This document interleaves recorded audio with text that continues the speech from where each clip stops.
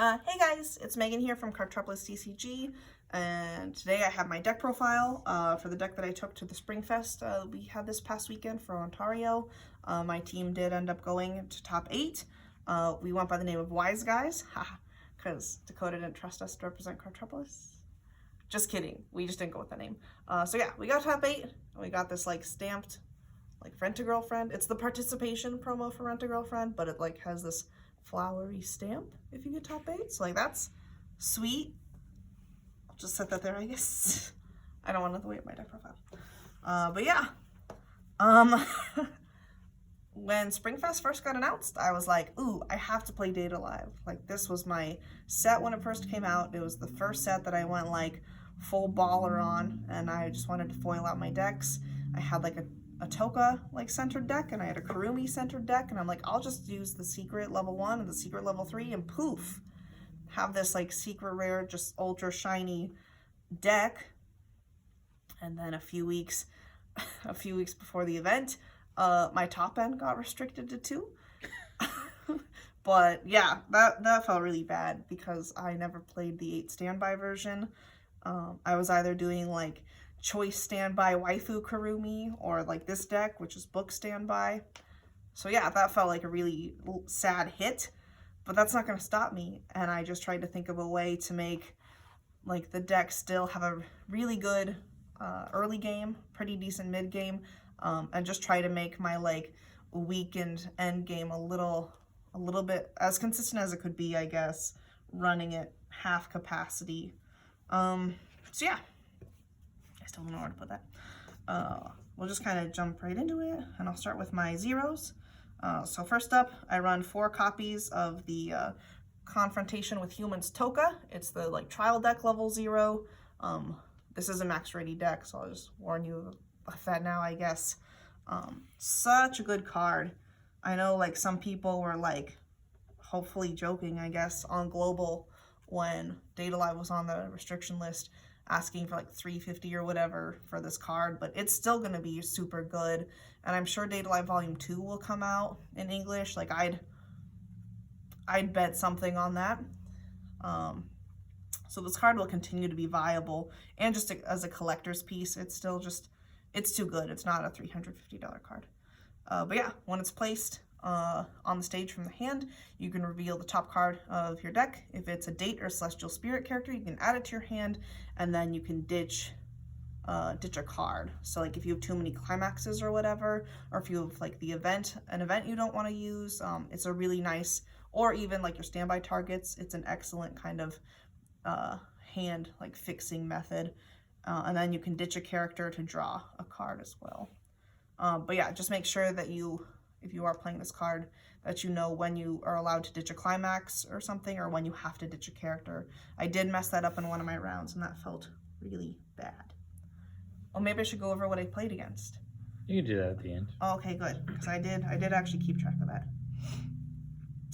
Next up, I'm playing 3 of the Ricky. And this card's actually super good as well, because it's kind of unique to Ricky's. It doesn't take the top card of your deck. It takes a card from your waiting room and puts it on the bottom of your clock. So it color fixes really well, which is good. This is a 3-color deck.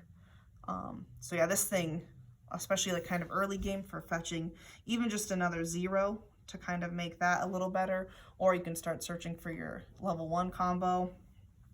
Just good. After that, I'm running 3 clean cuts.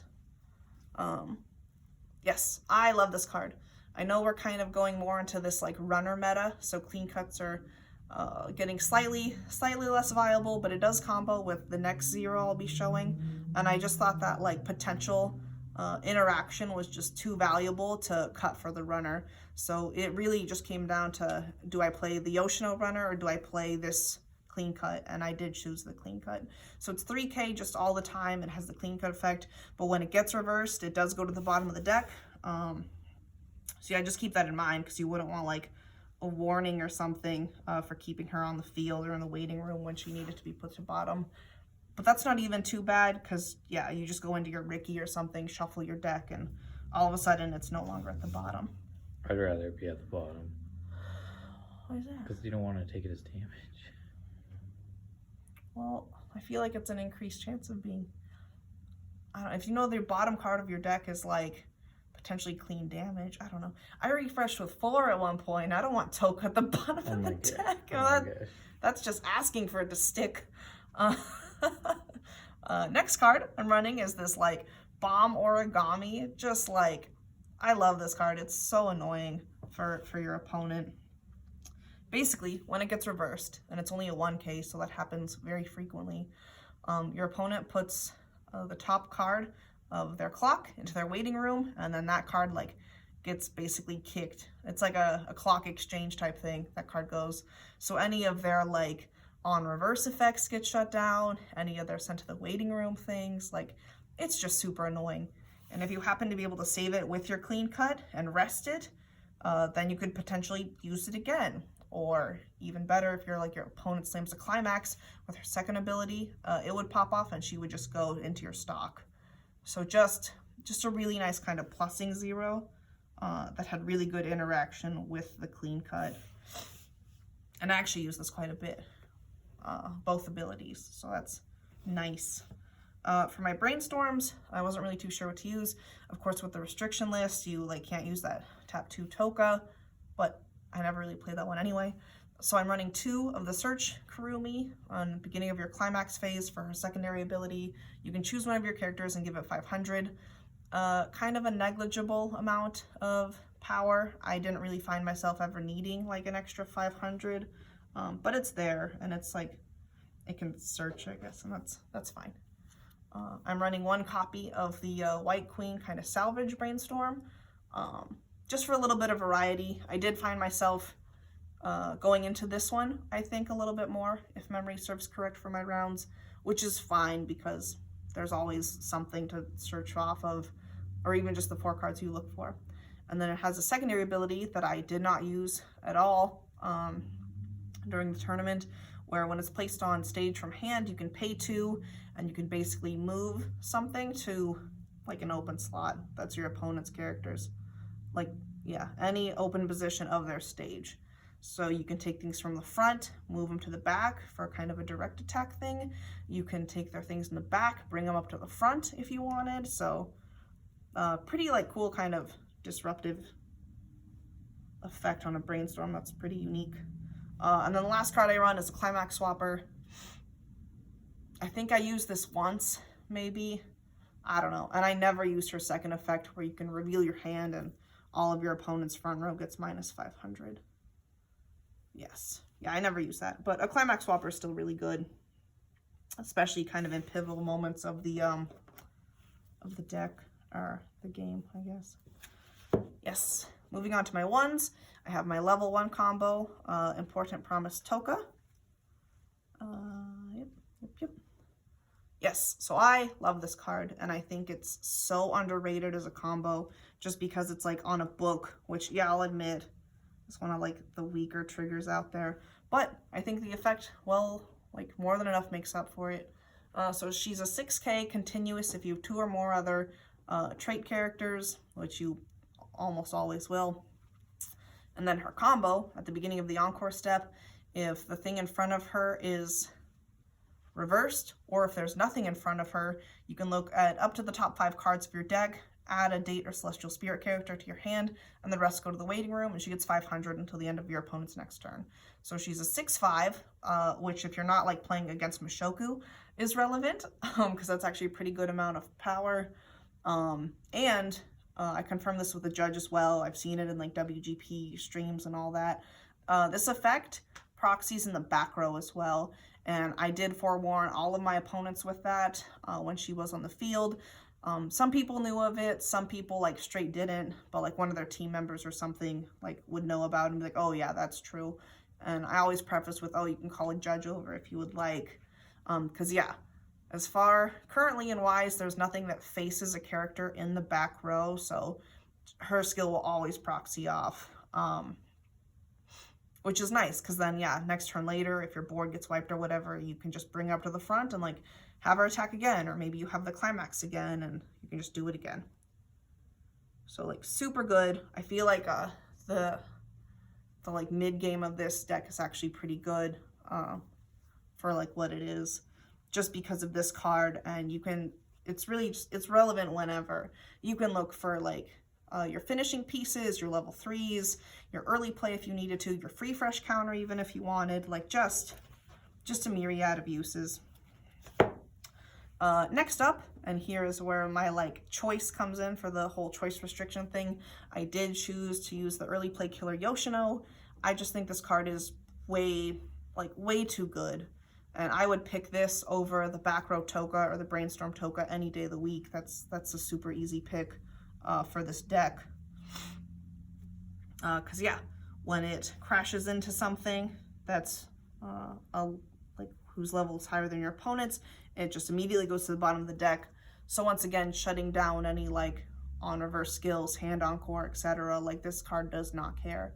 And then the secondary ability, you can like beginning of your opponent's attack step, you can pay 1 stock and just swap positions with this with anything on your field. So you can like save your finishers potentially. You can kind of like deny their like on reverses if they have like something kind of like small or whatever, like just super useful.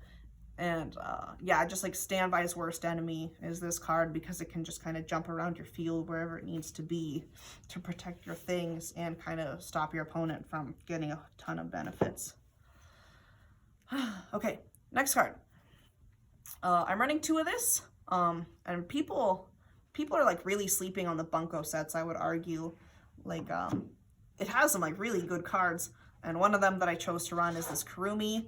It's a 5/5 with hand encore, but it has the second ability where when one of your other characters attacks, it gets 1/5. So it's an 8/5 if you have 2 other attacks that go before it, before like any boosts of power or anything like that from like a Climax or another character. I chose to run this card over the red Kurumi that came from the Data Live set, mostly just because like 7/5, sorry, my mouth was getting dry. 7/5s really aren't that much of a threat, I would argue, anymore, especially when like every single team that we encountered had like a Mushoku player, pretty much. Like I can't think of an instance where one of us wasn't dealing with Mushoku, and that card and that set just kind of like laughs at 7/7. So I would much rather have something that gets a little bit more power on my turn and can be saved just by ditching a character. So all these zeros that kind of like shut down in the mid game, like your origami, your clean cut, etc., you can just kind of save it for this like pretty viable card. And there were some games where this thing was pretty much with me for the majority of the game. So yeah, super nice tech. The other card that's like the MVP of this deck that like no one knows about pretty much, and like just everyone sleeps on this card, is this Diva of Temptation Miku, also from the Bunko set. This card's nuts. It has 3 different effects. It's like the perfect back row card. You can rest it, choose one of your characters, and it gets plus 2,500 power until the end of the turn. So just a really nice buff for like getting over standby targets, things like that. I found myself buffing like this Kurumi quite a bit just to kind of blaze through and run over whatever my opponent had in front of it. It has a secondary effect where you can ditch a card and rest this. Yeah, and it's any card. So you can do events, climaxes, and whatever. And you can choose a cost 0 or lower character in your opponent's center stage and put it on the bottom of their deck. So like their level 1 combos, like a level 1 bomb that we saw quite a bit of from like the, what was it, Bang Dream? Yeah, from the Bang Dream set. Just really nice kind of disruption. And then the third skill, you can pay 2, rest it, and heal a card. So just like anything that you want, this card can do.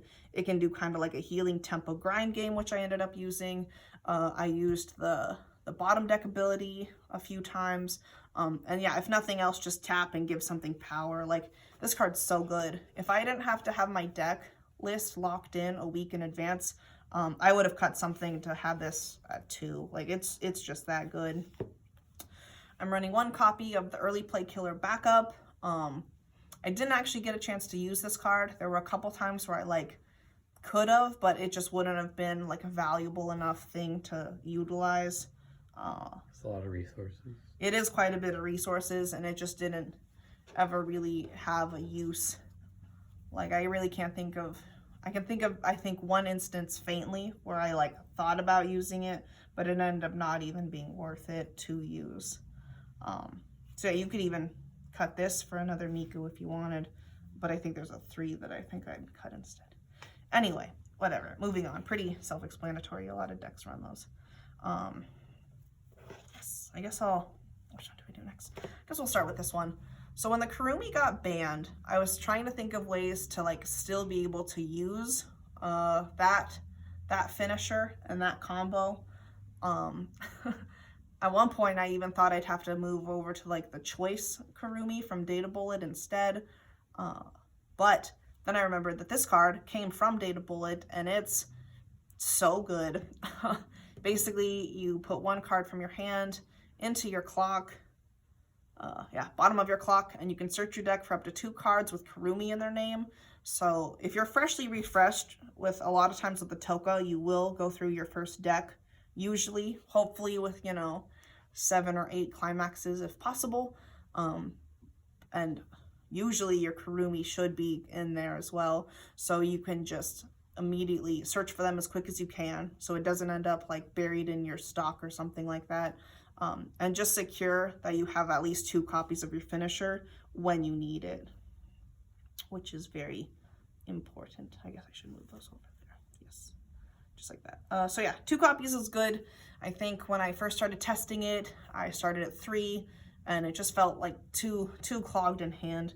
So yeah, there isn't anything in this deck that like searches for events, but I either like kind of drew into it, or it kind of just wasn't necessary because I could find the Kurumi other ways.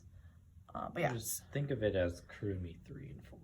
Yeah, exactly. Like this thing does kind of act as like, yeah, exactly, your Kurumi 3 or 4. And if you already have like another one in hand, like there's so many other Kurumi targets in here. You can even just like look for your 1/1 if you wanted, or the free fresh counter, or one of your other level 3 like Kurumis. Like, such a good card. It literally saved this deck, because this deck would not be able, you wouldn't be able to use the standby Kurumi, I don't think, without this card. That's not controversial, I don't think, as a statement. And then our English list differed from the Japanese list because My Little Shido didn't get hit. So of course I'm going to be playing My Little Shido. Because yeah, this card's pretty bonkers as well for an event. Basically, you can tap one of your characters, like something in the back row or something, doesn't really matter. And then you can choose like one of 3 things, where you can look at up to the top 4 cards. Is that any character? Yeah, like choose a date or celestial spirit character, add it to your hand. You can level down something of your opponents. I did that a couple times when I had this event in my hand, which is good for like, standby targets, pesky back rows, like big kind of finisher things, just things like that. Very handy. And then the third ability is like, I think if you have like 5 or less cards in hand, you can look for a level 3. I never use that skill. It's mostly for the level down, and I did do the look at top 4 like a time or 2. It is a way to salvage your Kurumi though. Yeah, that's true. Just another way to salvage. The events are here mostly for Kurumi and for leveling down, because that's just handy. I'm only running 1 level 2, and it's the free fresh counter. Pretty self-explanatory. You essentially pay 3 stock and refresh your waiting room without taking the damage.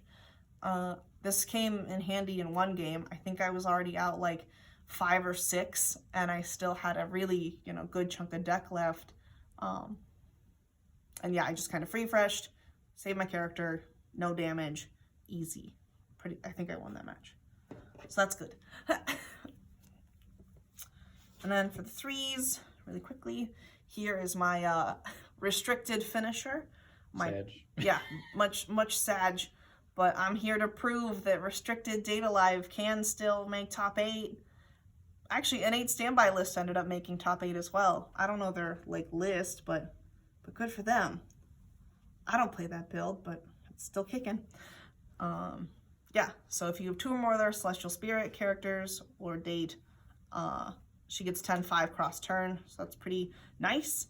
And then she's also a healer. And then of course her like infamous Climax combo ability where she can like stock swap you, you can ditch 2, burn 3, or you can have your opponent like decompress by taking 3 cards from their waiting room and shuffling it back in. Pretty sure it's 3. Yeah. So yeah, you'll only have up to 2 of these on your field, but still, it'll still make your opponent sweat when they see that you have both of them out, you know. I used all of the abilities throughout all of my rounds during Springfest. The stock swap came in handy. Yeah, just all of it. I don't know. It's pretty solid. It's not gonna like, it doesn't have like crazy kill potential, you know, if your opponent's in like the upper 2s or like even like 3-0, yeah, like 3-0 kind of area. Like Dakota tells me all the time, like this thing's like kill potential. It's not great, but I think it's still disruptive enough. And, you know, you can kind of beef it up with your back row coteries that you should be running.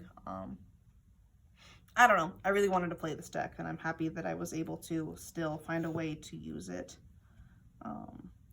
But because you do kind of like have less of a finishing potential, you do kind of need to like work around it and have kind of a backup finisher. So I have this Kurumi. I don't have the congratulations stamps because I'm not crazy. Yeah, running 4 of her. Could probably go down to 3. And like probably should have, but I don't know. The more copies you have, like the more consistent your gun gets. I don't know, just things like that. So yeah, if you have 2 or more other Date or Celestial Spirit characters, she gets 1/5, so she's also a 10/5 cross turn. And then when her opponent becomes reversed, you can go ahead and kick that card into memory.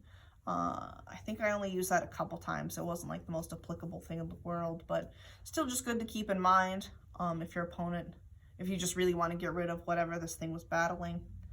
And then it's a healer as well, which is nice. And then the third ability, which I actually used quite a bit, because I don't know, for one reason or another, for a lot of my games, I would either have like none of these or only 1 of my terrible spirits. So just like having this and being able to play it and use its third effect, which is the Icy Tail, it was just super handy. And it actually won me, I think, at least 2 of my games that I can recall. So yeah, you pay 3, ditch 1. Your opponent takes the bottom 5 cards of their deck. And for like each climax in there, they burn for that amount. So I think, yeah, I think a few times they only had 1. One time they had 2, and I think another time maybe they had 3. I use this card a lot, I guess is what I'm trying to say. It came in handy. I was happy to have it at 4. I think maybe I'll try to experiment going down to 3, but if it has to stay at 4, like I wouldn't be too mad at that. Like it's just a solid card. I think the main reason we wanted it at a higher number is so we could have more opportunities to standby it out at level 2, so that we can run over our opponent's standby targets with hand on core and you can memory kick them. Yeah, that makes sense. I think we also did it for gun. Yeah. As well. Yes. Yeah, super good card. I would not be mad if that stayed at 4. I think that's perfectly fine. And then I'm running 2 copies of the 3/2 like coterie. It gives plus 2,000 to everything in front of it. So ideally, when you have this Kurumi out, you play your standby. You will call this out, you know. There was one game where I was able to get both of them out. So my middle Kurumi was at 14,500, and yeah, that thing had to get like hard removed based off of a skill for it to leave. Like not a lot can get over that at that point. She has like she has another effect where you can like look at the top cards, or you can salvage something from your waiting room, or you can give everything like plus 1,000 plus 1 soul. Not like super applicable because I think I only played her from hand like maybe once during the event. But yeah, mostly just there for that back row skill, and like very handy and just all around very good. And I run 1 copy of the early play Toka. She came out a couple times, so like pretty sweet. If you have 4 or more of the Celestial Spirit or Date characters, she gets -1 level in hand. She gets plus like 2,000 until the end of your opponent's next turn when she's played from hand, so a 10/5. until the end of your opponent's next turn, which is nice. And you heal. So just kind of just another healing outlet. Like, pretty self-explanatory. Yeah, and then I run my books, and I run my standbys. And yeah, that's the deck. I think it's kind of like in the 90-95% area of where I'd want it. Like pretty solid, kind of like mid-tier, I would say. It can easily kind of hold its own against a lot of decks. Like, I went up against quite a few things. I guess this is a good time to just kind of go over that list. Like, yes. So I went up against Adventure Time for round 1. I won against that. I went up against Ruby twice. I lost the first time I went up against it in round 2. I won against it in round 3. I lost to Slime in round 4. I won against this Bang Dream deck in round 5. Round 6, I got like pile driven by Love Live Sunshine. That deck's crazy, and no one I know has it, so I didn't even know what to expect. I just got annihilated. That was crazy. I think that team ended up being in top 4 as well, so that's not too, like, I'm not too upset about that. And then round 7, I actually won against the Mushoku, like, 8 standby meta deck, which is super impressive, because I play tested against that deck a lot, and I would have like a 1 in, what would you say, like 1 in 20 win rate against it. Like, that thing's a monster, and it was so, like, the only reason I won is because I canceled like a dozen times, and I don't even think that's much of an exaggeration. Like, it was just a lot. Yeah, Mushoku's nuts. But if you get super lucky, and if you cancel out the wazoo, then you'll be fine, and it'll be fine. Yes. Super weird deck. I think it's like one of the weirdest and most unique things in the top 8 list. I think like our Alice 8 Wind is also kind of something people weren't expecting to see in top 8. But yeah, I don't know. The event was a lot of fun. I love this deck so much, and I'll do everything I can to make it as good as I can. Like, maybe Data Live Volume 2 will have stuff to kind of like help it along, but overall I think it operates perfectly fine. Do you have any comments or finishing notes? Or would you keep the same combos if Data Live 2 comes out? I guess it depends on what the combo is. Like, obviously it's very tempting to not run a top end that you can only play 2 of, and it's not like a conventional standby deck. Like, of course it's only 4 standby, but at the same time, like, I'm not running any 2/2s.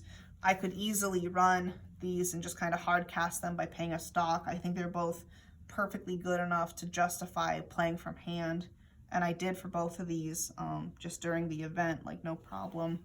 And yeah, same with the Yoshino as well. Is the only swap you'd want to make is add another one of the 1/1 Mikus, or is there anything else that you'd consider changing? I think that's the only thing I can like really think of. The deck doesn't really have room for a runner, not by playing these 2. I wouldn't touch the Ricky, of course. I wouldn't touch this. 1, because it's expensive, and I don't want to justify that. But I think 2, you have a lot of like top end and stuff you can discard and standby targets as well. Yeah, exactly. Like 2, the second, like, the skill is just so good. Like, it just warrants, like, it's perfectly viable being at 2. I don't think I would want to cut this combo just because I love this combo. I think it's so good and it's so versatile. The fact that it works in the back, I think Bushiroad kind of like self-corrected, realizing that skill's like a little too good. Because there's a Hololive level 1 that does essentially the same thing, but it's like the battle that it attacks or something. All the same wording, but it doesn't say beginning of your encore step. So that card has to attack. So it's like a slightly nerfed version of this card, but I think it has a little bit more power, and it's on the pants and not the book. So it's a better combo, a little bit more power, but I still think this card's better just because you can get that plus while protecting it from the back. Was there ever a time where you didn't draw off the book? No. Okay. No, my lizard brain was just like, oh, book card. Oh my gosh. No, every single time I drew it. And I think there were 2 times where I drew off the book into another book. So I'm like, sweet, more Toka plays. Would you ever consider playing like another early play? Yeah. Okay. Just because, like, this stays on the field for quite a bit. Your Toka, you can just, if it's in the back row, you can just bring it up whenever. I never felt the need to, like, oh, man, I wish I had, like, another early play.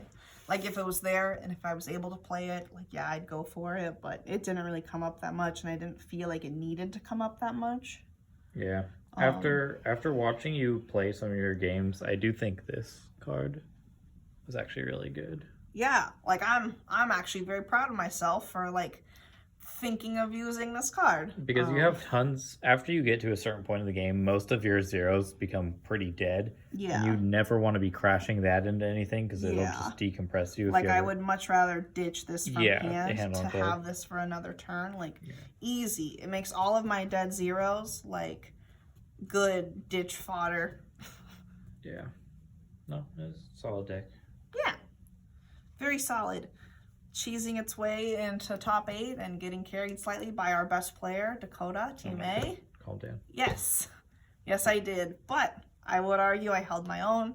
I didn't go, like, 0-7. My overall record was 4-3, which I don't think was too bad at all, given that it was, like, my first tournament.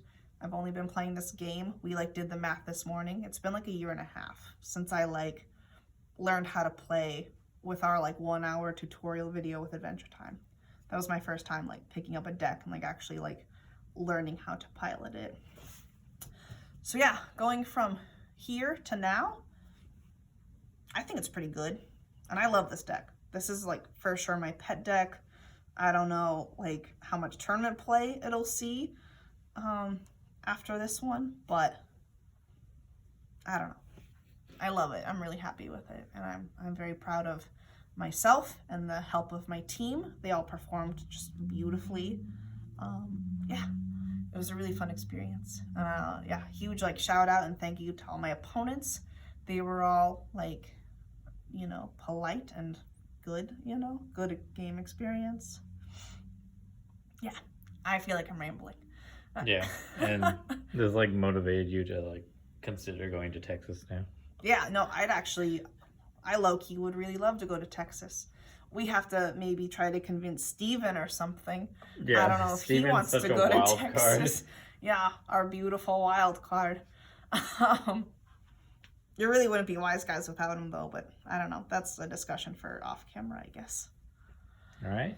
All right. Well, thank you guys so much for, like, watching my profile. And yes, book Standby Data Live is perfectly good. And this is how it looks like if it's in my hands. But yeah, go ahead and, like, leave a like or comment if you would like. Ask any questions. I'll try to get back to you in a timely manner. But yeah, until then, next time, we'll see you around. Bye, guys.